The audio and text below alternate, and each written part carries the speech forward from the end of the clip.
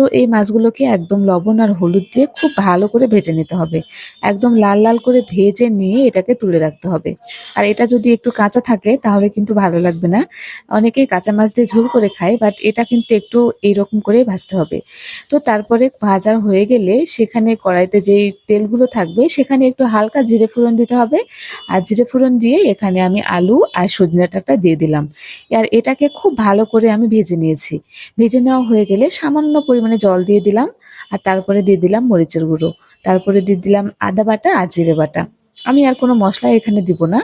তো এটাকে একটু ঢেকে আমি কষিয়ে নিয়েছি খুব ভালো করে। কষানো হয়ে গেলে এবারে আরেকটু নাড়াচাড়া করে এখানে পরিমাণ মতো ঝোল দিয়ে দিব। এই ঝোলটা কিন্তু আমি ঠান্ডা জলে দিয়েছি। মাটির চুলায় ঠান্ডা গরম কোনো কিছুতে আসলে কিছু আসে যায় না, খুব তাড়াতাড়ি হিটটা হয়। তো আমার তরকারিটা এখন জল দিয়ে দিলাম। জলটা ফুটে গেলে আমি মাছটাকে দিয়ে দেব। আর এই তরকারিটা খেতে কি মজা হয়েছিল আসলে কি বলবো। আমার ভীষণই খেতে ইচ্ছে হচ্ছে এখন এই ভিডিওটা দেখার পরে। তো আমি একটা একটা করে মাছগুলোকে দিয়ে দিলাম।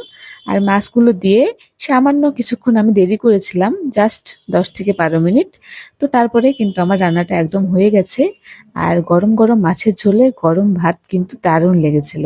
তো সবাই ভালো থাকবেন, দেখা হবে নতুন একটা ভিডিওতে। বাই।